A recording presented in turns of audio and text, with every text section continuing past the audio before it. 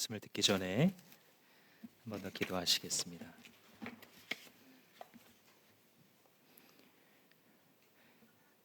이 자리에 임하사 우리의 모두의 영광을 받으시는 주여, 우리는 듣겠사오니 주여 말씀하여 주시옵소서. 예수님의 이름으로 기도합니다. 러시아의 대문호 톨스토이의 작품 중에 주인과 하인이라는 단편이 있습니다. 바실리라는 한 주인공은 여관 주인인데 돈을 아주 좋아하는 사람입니다. 인생의 목적도 동기도 힘도 다 돈 버는 데서 나오는 그런 인물입니다. 그는 자기 밑에 니키타라고 하는 하인 한 명을 두고 있는데 그에게 주는 품삯도 아까워서 돈으로 주지 않고 자기 가게에서 파는 물건으로 줍니다. 근데 시세보다 훨씬 비싸게 매겨서 그마저도 제대로 주지 않는, 그 물건값을 너무 비싸게 매겼기 때문에 실제보다 작게 만드는 그런 월급을 니키타에게 주고 있었습니다. 하인 니키타도 그 사실을 모를 리 없었지만 딱히 다른 일을 할 것이 없었기 때문에 그곳에 계속 머물러 일하고 있었습니다. 어느 날 주인 바실리는 이전에 흥정해 두었던 부동산 계약을 하러 땅을 떠납니다. 옆 동네에 있는 숲을 사기로 했던 것입니다. 그런데 마침 그 출발하는 날 아침에 강한 눈보라가 일어났습니다. 사람들이 길을 다니기 어려운 날이다라고 말했지만 바실리는 아랑곳하지 않습니다. 눈보라쯤이야. 말이 끄는 썰매를 끌어내고 종 니키타와 함께 출발을 합니다. 이미 이전부터 다 계획해 두었던 이 계약이 오늘 성사되기만 하면 거대한 이익이 자기에게 굴러 들어올 것이라고 생각하니까 눈보라쯤은 아무것도 아닌 것으로 여겨졌습니다. 자기가 눈보라가 무서워서 오늘 이 계약을 놓쳐버리면 누군가가 대신 계약을 하게 되면 자기가 잃어버릴 손해를 생각하니, 잃어버릴 이익을 생각하니 밤잠이 오지 않을 정도였죠. 그래서 그는 길을 출발했는데 그 눈보라는 점점 심해져서 어디로 가야 한다라고 마을마다 써 있는 이정표도 덮어버리게 됩니다. 뿐만 아니라 길도 다 덮어버려서 어디가 길이고 어디가 밭인지도 보이지 않게 됩니다. 니키타는 지금은 아무 말도 하지 않고 아무것도 묻지 않아야 된다는 사실을 이미 잘 터득하고 있는 터여서 그저 주인과 함께 앞길을 향해 갔습니다. 그러다가 눈보라가 더 심해져서 어쩔 수 없이 옆에 있던 마을로 들어가게 됩니다. 마음씨 좋은 농부가 이보시오, 지금 이런 날에 더 가다가는 큰일 날 수 있으니 우리 집에서 하룻밤 묵고 가시구려. 내가 잠자리를 제공하리다. 그런데도 바실리는 이 호의를 거절하며 나는 이 절호의 기회를 놓칠 수 없다면서 다시 출발을 합니다. 앞을 걸어가면서 자기가 지금 앞으로 전진하고 있다라고 생각을 하지만 사실은 별로 그렇지 않았습니다. 목적지에 계속해서 가까워지는 것이 아니라 헤매기 시작합니다. 눈바람에 지친 말이 자꾸 이상한 행동을 보여주고 낭떠러지에 떨어질 뻔도 2번이나 하였습니다. 그러다 결국은 움푹 패인 웅덩이 같은 곳에 말과 썰매가 떨어지면서 모두가 땅바닥에 넘어지게 됩니다. 썰매는 어딘가에 깊이 박혀버리고 또 말도 넘어져서 일어나려 하지 않는, 이걸 보면서 바실리는 그래, 잠시 여기 앉았다가 힘을 내서 다시 가야지. 땅을 조금 더 판 후 거기에 집단을 깔고 둘이 거기에 앉아 있습니다. 위로는 휘휘 되는 강한 추위와 바람이 휘몰아치고 있는데 그 안에 잠시 앉은 이 2사람은 서로 다른 생각을 하고 있습니다. 옷을 얇고 허술하게 입은 니키타는 이러다가 내가 죽는 것이 아닌가, 얼어 죽겠구나 라는 생각을 하다가 점점 정신이 혼미해지고 탈진을 해가고 있습니다. 주인 바실리는 이 눈구덩이 속에서 잠시 힘들고 어떻게 될까 하다가도 부동산에 생각이 미치자 새로운 힘이 용솟음치기 시작합니다. 그래, 내가 이 거래를 따내기만 하면 그 수익이 얼마야? 여기까지 생각이 이르러자 어디서 났는지 불끈 나는 용기로 그리고 새 힘으로 다시 일어나 말을 일으키기 시작합니다. 가까스로 말을 일으켜서 그 말 위에 직접 타고 가기로 합니다. 그러면서 이렇게 중얼거립니다. 저 친구야, 죽어도 하는 수 없지. 하인이 뭐 그렇게 대수겠어? 바실리는 있는 힘껏 짜내어서 말을 몰아서 나아갑니다. 보이는 것은 눈이 너무 많이 와서 눈으로 다 덮인 세상과 자기가 타고 있는 말머리일 뿐인데도 지치지 않고 계속해서 길을 쓰고 나아갑니다. 그러다 한참이 지났을까 땅바닥에서 말발굽 자국을 발견합니다. 여기 말이 밟고 간 자국이 있구나. 그는 쾌재를 부릅니다. 이는 분명 어떤 사람이 지나갔다라는 표식이기 때문에 이 발자국을 따라가게 되면 인가를 만나게 되겠구나라고 하는 마음속에 안도감이 밀려옵니다. 그런데 다음 순간 바실리는 깨닫습니다. 저 발자국은 다른 사람의 발자국이 아니라 내가 타고 있는 이 말의 발자국이겠구나. 이 생각이 나자 불현듯 공포가 엄습해 옵니다. 여기서 어떻게 나가지? 내가 여기서 지금 무엇을 할 수 있지? 옆에 하인 니키타가 있었더라면 좀 달랐을 것 같은데 그 하찮아 보였던 하인의 부재가 이렇게나 큰 공포를 가져온다는 생각이 머리를 스치고 지나갑니다. 니키타에게 돌아가야겠다라고 생각한 그는 말머리를 돌려서 자기가 왔다고 생각하는 곳을 향해 또 헤매고 다시 되돌아갑니다. 그러다가 저쪽에서 이 눈이 내리는 곳에 불룩하고 쌓여 있는 형체를 바라보고 저게 니키타구나라고 생각해서 말에서 내려 그에게 뛰어갑니다. 니키타는 자기 위에 내린 눈이 녹아서 얼음으로 붙어 있는 모습을 보여주고 불러도 대답을 하지 않습니다. 몸은 얼음장처럼 이미 차가워져 있습니다. 그에게 붙어 있는 그 눈들을 떼어주고 그 위에 자기의 몸을 대어 봅니다. 자기의 체온이 니키타에게 전달되었으면 하는 생각이 들어옵니다. 그러면서 뭔가 뭉클한 것이 속에서 올라옵니다. 무슨 말을 전달해 보고 싶지만 하도 몸이 떨리고 턱도 후들거려서 말도 나오지 않고 눈물만 하염없이 흐릅니다. 죽어가는 니키타를 어떻게 할까 하다가 썰매를 깔아서 눈을 치우고 그 위에 니키타를 눕히고 그 위에 자기가 올라가서 자기의 몸으로 하인 니키타의 몸을 덮어줍니다. 한참이 지나자 니키타의 몸에 온기가 도는구나 라는 생각이 듭니다. 자기 위로는 두꺼운 털옷을 덮고 있고 아래로는 또 니키타가 있기 때문에 그 중간에 있는 자신도 온기를 느끼지만 바람이 너무 세서 이 외투가 자꾸 펄럭거리는 바람에 다리는 점점 차가워지는 것을 느낍니다. 시간이 지나자 내 다리가 얼어붙고 있구나라는 것을 깨닫습니다. 놀랐지만 슬프지는 않았습니다. 이 미련한 하인, 이놈을 따뜻하게 해주는 것만이 지금 내가 할 수 있는 유일한 것이구나 라고 생각합니다.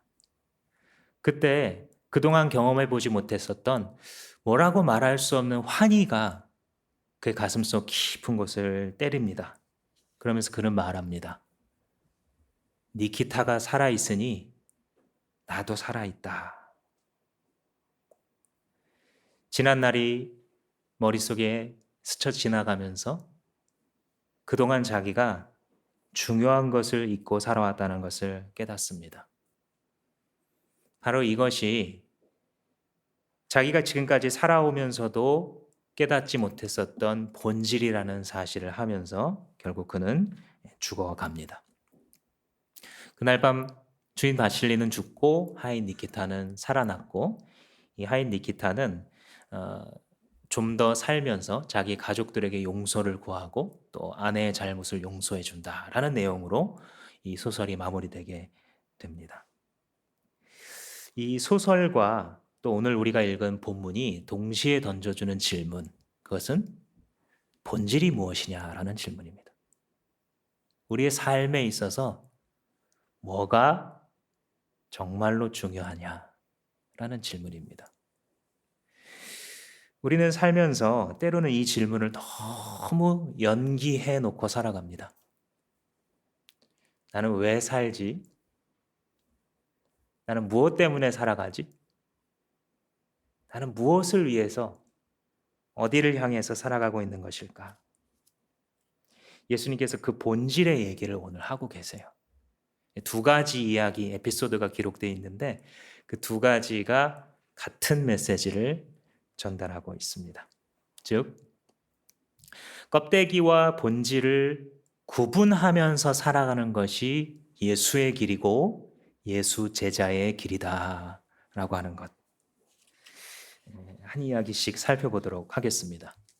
여러분, 우리가 지난 주일날 예수님께서 회당에 들어가셔서 두루마리를 탁 여신 다음에 이사야 61장을 읽으시고 주 여호와의 신이 주의 영이 내게 임하셨으니 이는 내게 기름을 부으셔서 가난한 자에게 아름다운 소식을 전하게 하시고 갇힌 자에게 자유를 선포하고 눈먼 자에게 다시 보게 함을 선포하며 포로된 자에게 자유를 말하게 하는 것이다 라고 말씀하시면서 이것이 이 말을 지금 듣고 있는 너희들의 귀에 이루어졌다 이렇게 말씀하신 게 기억나실 겁니다. 그러고 나서 여러분 큐티에 보시면 그 다음에 예수님이 진짜 그렇게 하시죠. 병든 자를 고치시고 귀신에 지배당하는 자를 노연하게 만드시죠. 밤새껏 일해도 아무 소득도 올릴 수 없었던 어부에게 만선의 기적을 허락하시죠. 근데 그러는 와중에 논쟁이 같이 일어나요. 예수님께서 가는 곳마다 사람들이 놀라고 경탄하는 일이 벌어지니까 그 당시에 종교적인 헤게모니를 쥐고 있었던 종교인들이 자꾸 비판할 거리를 찾기 시작합니다. 야, 너네들은 왜 자꾸 죄인과 세리랑 그렇게 지내? 예수 당신이 지금 어디서 성경을 배웠는지 모르겠지만 죄인들이랑 그렇게 가까이 지내는 율법 선생이 어디 있어? 또, 야, 너네들 왜 그렇게 세례 요한의 제자도 또 우리 바리새인들의 제자도 다 금식하면서 기도하는데 너네는 맨날 금식은 하나도 안 하고 모이면 먹고 마시고 너네는 도대체 어디서 배웠길래 그런 신앙을 갖고 있니?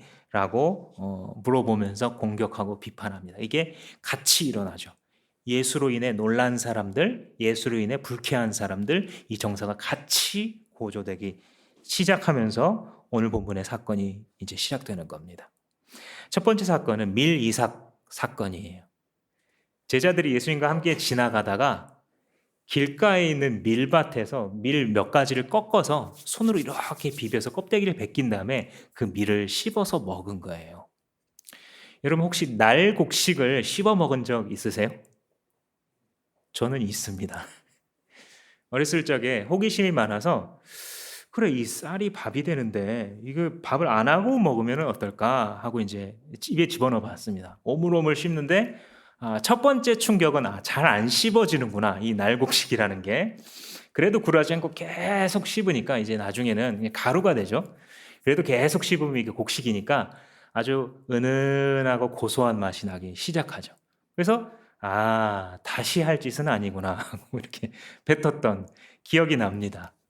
밀은 이거보다 조금 날 수는 있겠지만 여전히 이 날곡식이기 때문에 먹어서 맛있어서 지금 먹는 게 아니에요. 그럼 왜 먹었겠어요? 그만큼 배고픈 거예요. 예수님을 따라가는 삶이라는 것이 우리의 예상과 다를 수 있어요. 그죠? 이 제자들이 예수님을 따라가고 있잖아요. 그런데 그들은 사실 이렇게 굶는 것이 자주 있었던 삶을 살아갑니다. 근데 이걸 보면서 바리새인들과 율법사들, 당시의 말씀을 가장 많이 읽고 가르친다는 사람들이 비판을 합니다. 왜냐하면 안식일이었거든요. 니네 왜 안식일에 그런 짓을 해? 라고 비판을 합니다. 자, 이제 여기서 우리가 따지고 들어가 봐야 됩니다. 정말 잘못된 짓을 한 건가? 아니에요. 왜냐하면 이 모세율법에 신명기 23장에 보면 가난한 자들이 이런 걸 먹을 수 있도록 법으로 하나님께서 주셨어요. 신명기 23장에 너희들이 이웃의 포도원에 들어가서 손으로 따먹는 거 괜찮다. 배불리 먹어도 괜찮다. 그런데 그릇을 갖고 들어가서 따면 안 된다. 이렇게 해놓으셨어요. 자, 생각해 보세요. 남의 밭에 들어가서 포도로 배를 채워야 되는 사람 어떤 사람입니까? 그 사회에서 가장 하층민이겠죠. 사람에게는 다 존엄이라는 게 있잖아요. 도움 받을 때 받더라도 나를 개돼지 취급하면 아무도 좋아할 사람 없는 거예요. 왜냐하면 사람이니까요. 그죠? 우리가 교회가 누군가를 돕는다고 할 때에도 이걸 염두에 둬야 되는 거죠. 우리가 사람을 상대하고 있다. 그죠? 가지지 못했다고 해서 그가 하나님의 형상으로서 가지는 존엄함이 조금 더 떨어지지 않았다는 사실을 우리 기억해야 됩니다. 그죠? 이 하층민들이 포도밭에 들어가서 포도로 배를 채워야 될 정도면 평상시에 쫄쫄 굶고 굶다가 나중에 체면 내던져주고 들어가서 먹는다는 얘기예요. 그 얘기가. 근데 왜 그릇은 갖고 들어가면 안 된다 그래요? 인간에게 욕심이라는 게 있거든요.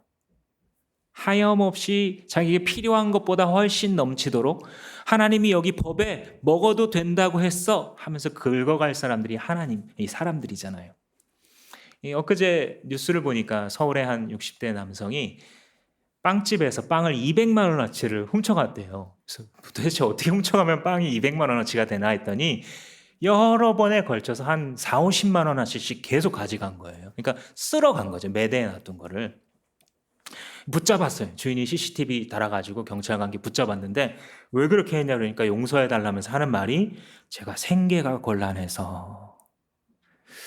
근데 생계가 곤란한 장발장 치고는 좀 너무 많이 가져갔죠. 벌써 여기는 배고픈 걸 달래는 걸 넘어선 인간의 욕심이 많이 개입해 있는 거예요. 그러니까 하나님의 법은 이 두 가지로부터 다 지켜주는 균형적인 법이에요. 그 공동체, 그 사회에서 굶어 죽을 사람이 굶지 않고 살아갈 수 있도록 해주는 거고, 또 하나는 그 사람이 그렇다고 해서 욕심을 가지고 사회를 망가뜨릴 정도로 방종하지 않도록 하는 완전한 법. 이런 것들을 보면 왜 서양 사회의 모든 법의 근원이 이 이스라엘 법에서 나왔는지 알 수 있죠. 이런 균형성과 지혜가 이 법을 연구해 보면 정말 많이 나옵니다. 마찬가지로 그 포도에 대한 법 바로 옆에 무슨 법이 있냐면 이 밀에 대한 법도 있는 거예요. 남의 밭에 들어가서 밀을 얼마든지 손으로 따서 먹어도 좋으나 낫을 되면 안 된다. 지금 이렇게 말씀하세요. 낫을 되는 순간 또 인간의 욕심이 잔뜩 들어가게 되니까요. 하나님은 참 멋있는 분이세요. 그 공동체 내에서 가장 약한 사람들, 가장 가난한 사람들이 항상 배려받을 수 있도록 해주셨어요. 그래서 여러분 잘 아시는 룻 있죠. 룻기에 룻이 살아남을 수 있었던 거예요. 남편 죽었고 시아버지 죽었고 시어머니랑 둘이 들어와가지고 연고가 없어진 그곳에서 살아가야 될 때에 보아스라는 사람이 와서 이삭 줍기를 하게 만들어주죠. 이삭 줍기라는 게 바로 이런 구절에서 오는 거예요. 그래서 가난한 사람들이 와가지고 낫을 대지는 않아요. 그런데 땅에 이미 떨어져 있는 추수밭에 남아있는 곡식들을 가져가는 것은 얼마든지 해도 되도록 했던 거예요. 그래서 그걸 먹고 많은 하층민들이 살아날 수 있죠. 오늘날에도 가끔 여러분 다큐멘터리 같은 거 보시면 유대인들이 상점에 문을 닫으면서 상점 바깥에다가 뭐 귤이며 바나나며 팔다 남은 과일 놔두는 걸 아마 보신 장면이 있을 텐데 그런 게 바로 이런 법에 있는 하나님의 율법에 있는 정신에서 온 거죠. 누군가를 돕는 여지를 항상 마련해 놓고 사는 삶. 이게 하나님 백성들의 삶입니다. 그리고 그것을 도우면서도 그 사람의 그 인격을 밟지 않는 최대한 존중하는 방법을 가르쳐 주신 것이 하나님의 법이에요. 하나님의 법은 참 멋있습니다. 그러니까 제자들이 지금 보시면 어떤 삶을 살아갔는지 우리가 알 수 있어요. 그죠? 심지어는 밀을 따서 벗겨서 먹어야 될 정도의 소유를 갖고 있었던 사람들. 이 본문의 중심 메시지는 아니지만 여기서 우리가 한 가지 적용해 볼 수 있는 게 있어요. 그건 뭐냐면 어쩌면 예수님을 따르는 길은 이런 길이에요, 여러분. 예수님을 따라갔는데 당장 잘 살게 되고 먹고 입고 쓸 것이 막 해결되고 우리가 그런 욕심이 있어서 그렇게 성경을 읽고 싶어 하거든요. 그리고 또 막 설교자들도 그걸 원하니까 그렇게 가르쳐요. 근데 이런 부분에서 우리는 분명히 알 수 있죠. 예수님을 따라갔는데도 해결되지 않은 거예요. 먹고 사는 문제가. 가장 하층민의 삶을 여전히 사는 겁니다. 그런데 뒤집어서 생각해 보시면 제자들이 그래도 어떻게 해요? 그래도 예수 따라요. 왜요? 그 정도로 매력적인 분이거든요. 예수님은 자기의 이 문제가 해결이 안 됐는데도 이 예수라는 분을 만난 사람들이 그 뒤를 여전히 따라가게 할 만큼의 아름다운 분이에요. 그게 여러분들이 섬기는 예수 그리스도입니다. 그런데도 그걸 알면서도 예수 그리스도를 따르는 자들, 그들이 기독교 신자들입니다. 이걸 보고서 이제 바리새인들이 이제 욕을 해요. 밀을 따? 추수했네? 추수 이퀄 노동인데 노동을 해? 안식일에 노동을 했네? 이런 하나님의 법을 어기는 이 나쁜 놈들 도대체 누구한테 배웠길래? 2절 말씀해 보시면 왜 안식일에 못할 일을 합니까? 라고 말을 하죠. 물론 이들의 비판도 근거가 전혀 없는 것은 아니에요. 주님께서 안식일에 아무 노동도 하지 말아라 라는 것을 굉장히 강조하셨어요. 하나는 창조의 문맥에서 하나님도 쉬셨다. 다른 하나는 구원의 문맥에서 너희들 구원하신 분을 온전히 하루 종일 기억하는 날이 일주일 중에 하루는 있어야지. 이렇게 가르치셨어요. 왜 그러셨을까요? 이날에는요.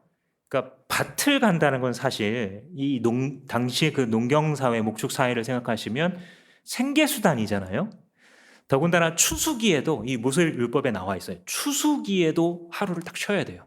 얼마나 바빠요, 여러분. 그 추수기에 딱 몰아가지고 일을 끝내버리고 곡식단을 그 창고에 넣어놓고 이렇게 살아가야 마음이 안정될 거잖아요. 근데 추수하다 말고도요, 그 안식일이 되면 다 쉬도록 주님께서 그렇게 하셨어요. 왜요? 왜일까요? 왜 그렇게 하셨을까요? 인간의 욕심 때문에. 인간은 그대로 놔두면 자기가 파멸될 때까지도 쉬지 않고 돈을 모으려고 뛰어가는 존재이기 때문에 인간에게 브레이크가 없으면 다른 사람의 삶이 파멸에 이르는데도 계속해서 그 일을 해서 성과를 내놓으라고 다그치는 존재이기 때문에 여러분 세상에서 일을 시킬 때에 경험해 보셨습니까? 내가 죽어도 이 사회는 눈 하나 깜빡 안 하겠구나 느껴보셨습니까? 성실하게 이 세상에서 먹고 살아가 보자 정말 노력해 본 분들은 다 아실 겁니다. 근데 그 매정함이 어디서 온다고요? 결국은 인간의 욕심. 주님께서 그 욕심을 끊어내시는 거예요. 쉬어라, 쉬어라. 쉬게 만들어라. 너네 집에 있는 종도 쉬게 해라. 이게 다 하나님 말씀이에요. 니네 집에 있는 가축도 쉬게 해줘라. 이게 하나님 말씀이에요. 하나님의 의도가 뭐예요? 안식일의 의도가? 한편으로는 생명이에요. 생명. 너네들 목숨이 중요하지 뭐가 그렇게 중요하니? 조금 더 갖는 게 그렇게 중요하니? 조금 더 위로 올라가는 게 그렇게 중요하니? 주님 생명에 대해서 말씀하시는 거예요. 또 하나는 그 생명을 주신 주님을 온전히 기억하는 이러한 주기로 이러한 패턴으로 살아가야 인간이 인간답게 사회가 사회답게 만들어져 갈 수 있다는 거죠. 이걸 넘어가는 사회의 대가는 굉장히 큰 것입니다. 그래서 이 바리새인들은 자기들이 늘 가르쳤던 대로 이 하나님의 안식일에 대해서 강조를 하면서 이렇게 살짝 꼬는 거예요.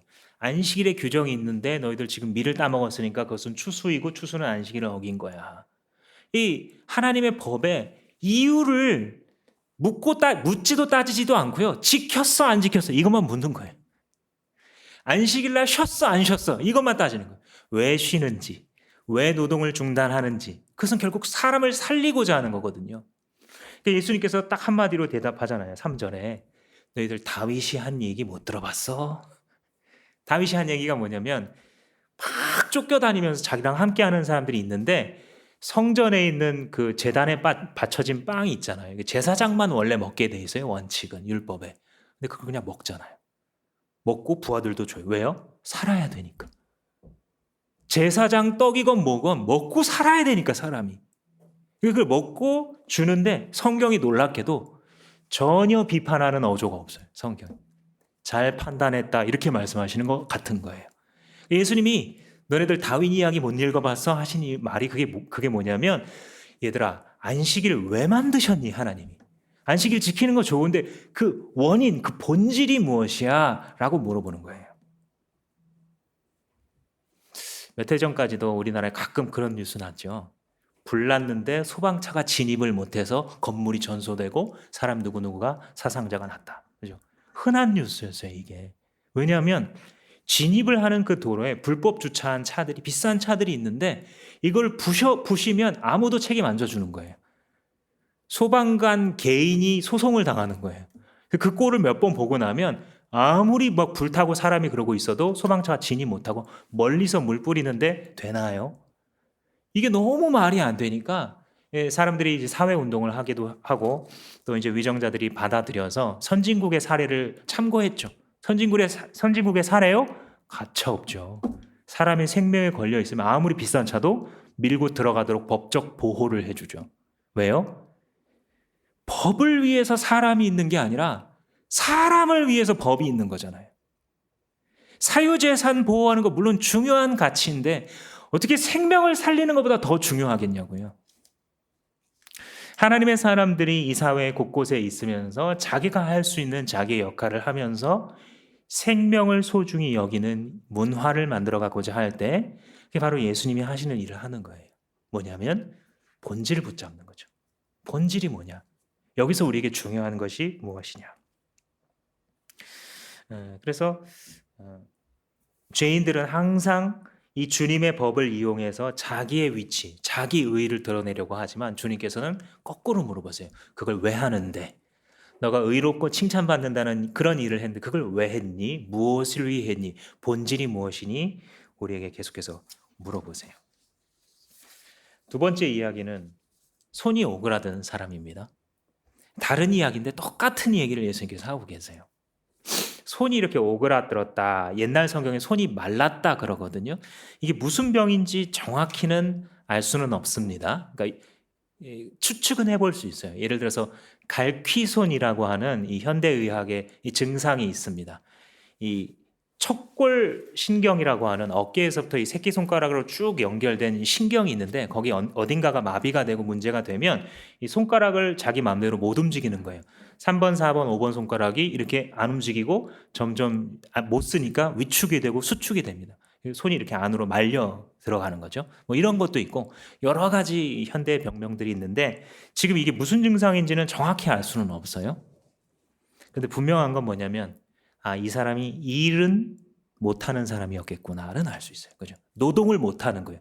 당시에 육체 노동을 해서 먹고 살아야 되는 이 사회 구조 속에서 오른손이 말랐다? 이 사람 자기가 돈 벌어 먹고 살기 힘든 사람이에요. 바리새인들은 근데 뭐에 집중하고 있냐면요. 7절 말씀 한번 보세요. 율법학자들과 바리새파 사람들은 예수를 고발할 구실을 찾으려고 이 사람을 고쳐주는지 아니 고쳐주는지 거기에 관심이 있었더라. 추하죠. 인간인데 같은 시각인데요. 정말 추한 거예요. 동네 사람들 다 알거든요. 저 사람 손이 이렇다는 거. 회당에 그 주마다 매주마다 회당에서 만나는 사람들 왜 몰라요? 그 사정을. 우리들도 서로 알잖아요. 이 사람들의 관심은요, 저 사람에게 지금 하나님의 아들 예수께서 내려오셔서 그의 삶을 그의 삶을 다시 펴지게 여기에 관심이 전혀 없고 어디 있다고요? 예수를 고발해서 저놈을 망가뜨릴 수 있는 기회를 포착할 수 있느냐 없느냐.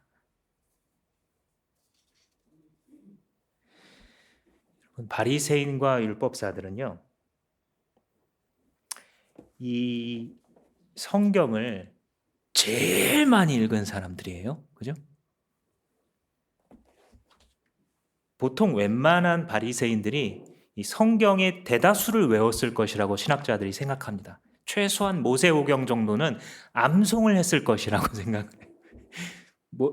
창세기 1장을 외우는 게 아니라요. 모세오경, 창출, 레민, 신을 외웠다고요. 그러니 얼마나 머릿속에 하나님의 말씀이 가득하겠어요. 그죠? 누구보다 성경 말씀을 잘 알고 가르치고 뭐 툭 찌르면 이 말씀, 툭 찌르면 하나님이 이렇게 하셨다. 아주 하나님을 입에 달고 사는 사람들이고요. 아주 말씀과 뭐 하나님의 뭐 자비와 이거 그냥 달고 살아가는 사람들이에요. 근데 관심이 어디 있었다고요? 생명 살리는 데는 없고요. 그 생명 살려주는 사람을 넘어뜨리는 데 있었다고요. 그렇다면 우리는 도대체 왜 성경을 읽는 걸까요?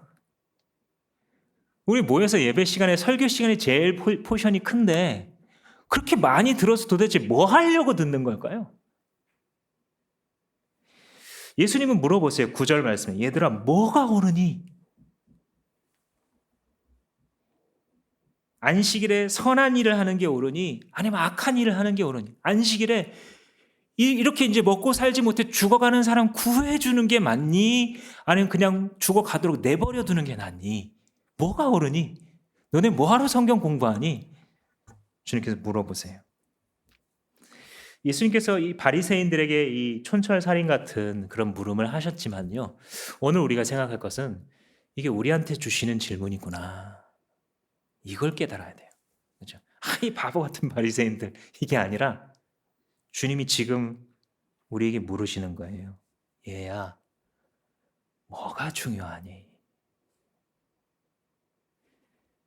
네가 지금 이거로 그렇게 골머리 썩고 있는데 뭐가 본질이니? 너가 앞으로 이렇게 인생을 개척해 나가려고 하는데 거기서 중요한 게 뭐니? 모든 일에는요. 알맹이와 껍데기가 있어요. 본질과 외피가 있습니다. 겨울에 이제 이렇게 장갑을 끼잖아요. 장갑이 손을 위해서 존재하는 거죠. 장갑이 손을 보호해 주는 겁니다. 신발이 발을 보호해 주잖아요. 다치지 않도록. 근데 우리가 사회를 그리고 인생을 어떤 식으로 바라보냐면요. 마치 손이 장갑에 의해서 평가받고요. 발이 신발의 급에 따라서 그 가치가 매겨져요. 그런 식으로 사람을 바라봐요. 이 사람 어느 동네 살지? 그죠? 어느 아파트 살지? 여러분, 그게 본질입니까? 껍데기입니까? 하나님의 사람들이요? 무엇이 외피이고 무엇이 본질입니까? 무엇이 당신의 생명의 본질입니까? 또 사람들은 다 끄덕여주고 맞장구를 쳐줘요. 그래, 중요해. 무슨 옷 입는 그 중요해. 무슨 차 타는지 엄청 중요해. 어떤 학군에 들어가는지 중요해. 이게 한두 사람이 아니라 모두가 그러니까요. 우리도 어떻게 돼요? 그래, 중요해. 하고 이렇게 목매어서 살아가는 거예요. 정말 중요해요? 예수님 앞에서? 이 모든 걸 지으시고 모든 것을 말씀으로 붙들고 계신 모든 것을 심판하실 주님 앞에서 영원의 관점에서 절대적인 기준으로 그것들은 거짓말 아닌가요?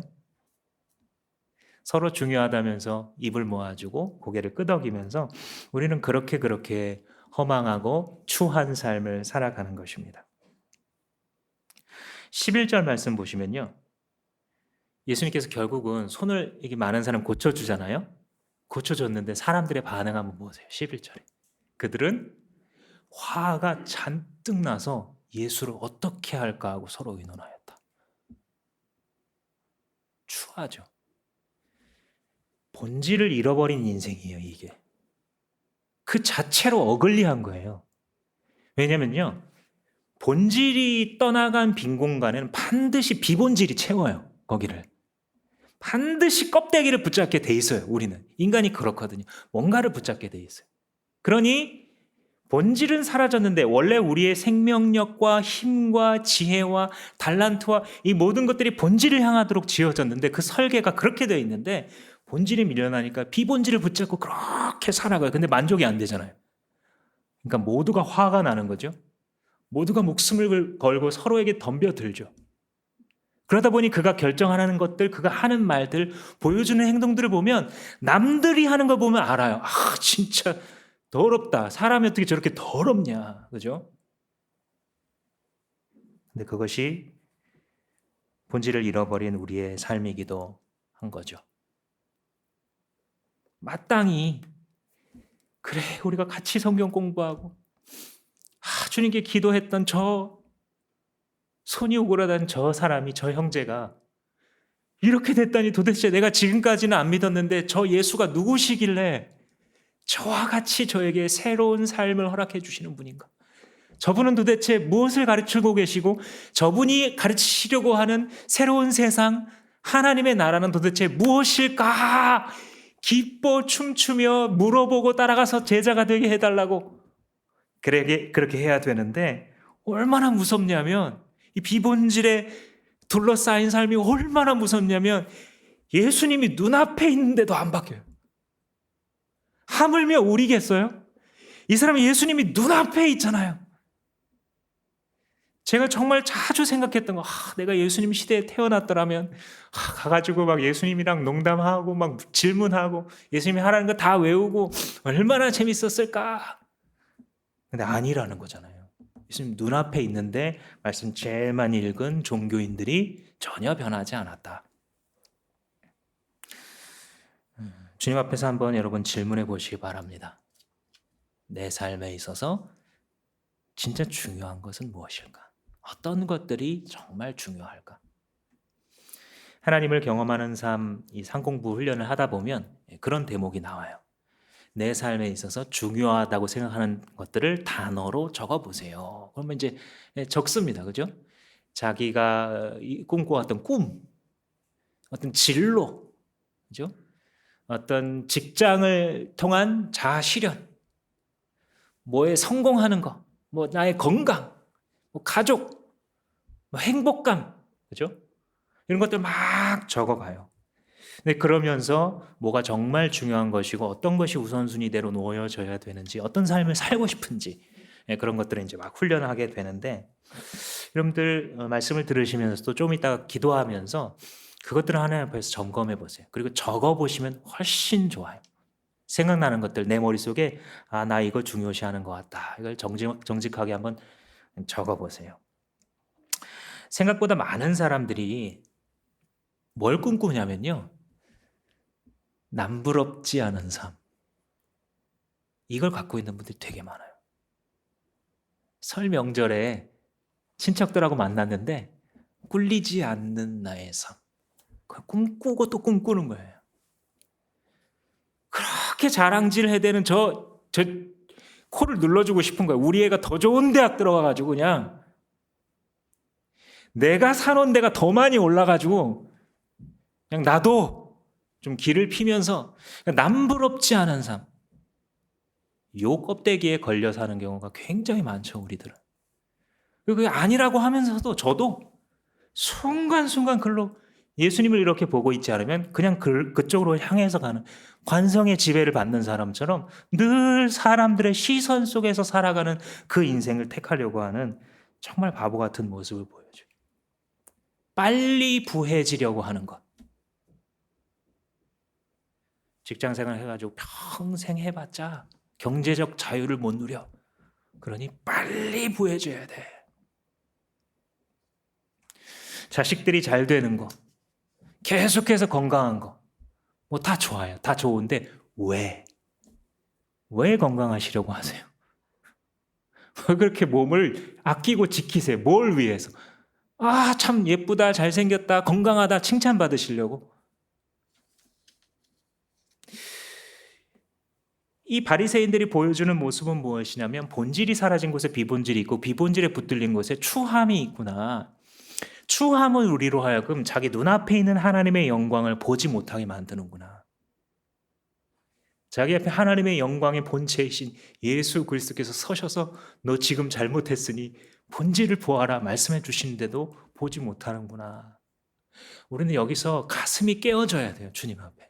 왜냐하면 우리가 아무리 이런 지식들을 지금 말씀을 들어도요, 성령께서 우리의 가슴을 부숴주시지 않으면 오늘 그냥 공감했어 하고 지나가요 또.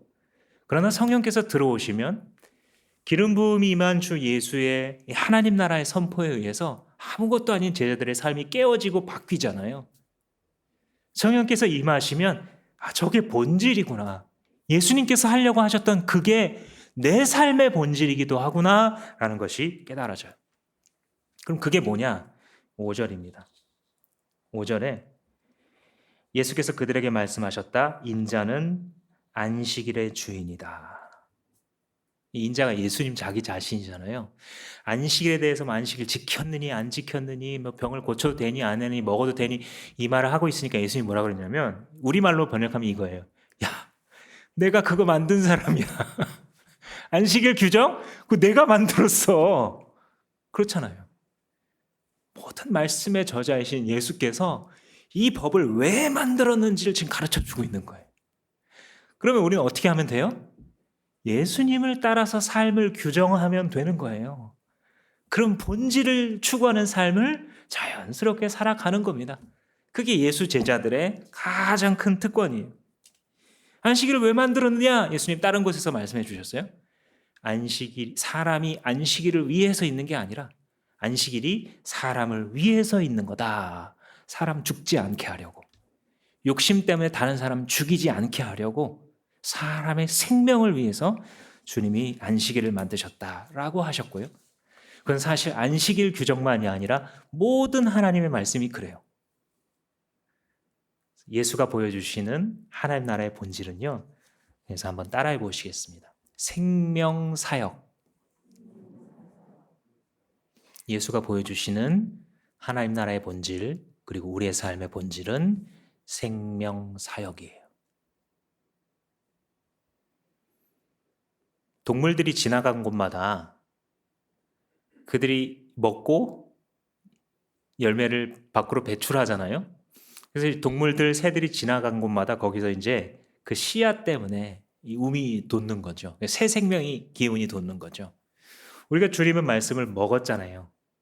그 말씀을 정말로 먹었으면 우리가 지나가는 곳에 광야 같은 삶을 살아가는 사람들의 삶에 영향력이 끼쳐져요. 근데 그 영향력이 뭐냐면 한마디로 하면 생명이에요. 그래서 생명 사역이 본질인 거예요. 주님께서 예수께서 하신 모든 일들 병 고치고 가르치고 눈을 뜨게 하고 사람들에게 하나님 나라를 선포하는 이유는 결국은 사람을 살리는 거예요. 사람을 살리는 거예요.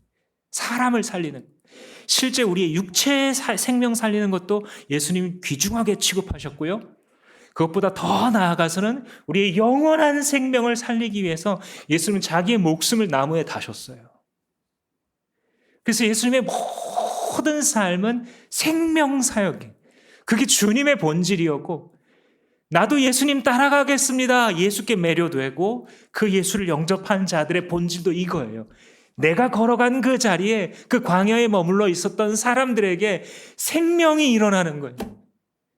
좌절하고 우울해서 죽을 수밖에 없는 사람인데 나도 별거 할 거 없어서 손잡아주고 예수의 이름을 선포했는데 그 사람이 다시 일어나게 되는 그 동네가 다시 일어나게 되는 그 민족이 다시 일어나게 되는 그 열방이 다시 일어나게 되는 역사 그것이 바로 생명사역으로 살아가는 삶인 것입니다.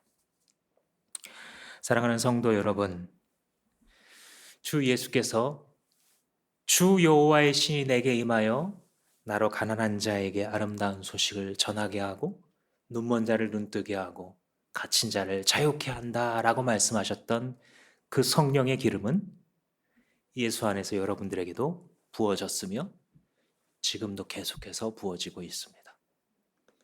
우리가 가슴을 열어 예수의 질문 앞에 진명아 네 인생에 있어서 정말 중요한 것이 무엇이냐? 너 왜 목회하느냐? 너 왜 설교하느냐? 너 왜 돈 버느냐? 너 왜 자식 키우느냐? 물어보실 때에 그 성령께서 우리가 하는 모든 일들을 주의 법 안에 정렬하셔서 수많은 생명들을 살리는 일에 사용하는, 그렇게 사용받으시는 여러분들의 인생 되시기를 주님의 이름으로 축복합니다. 기도하시겠습니다.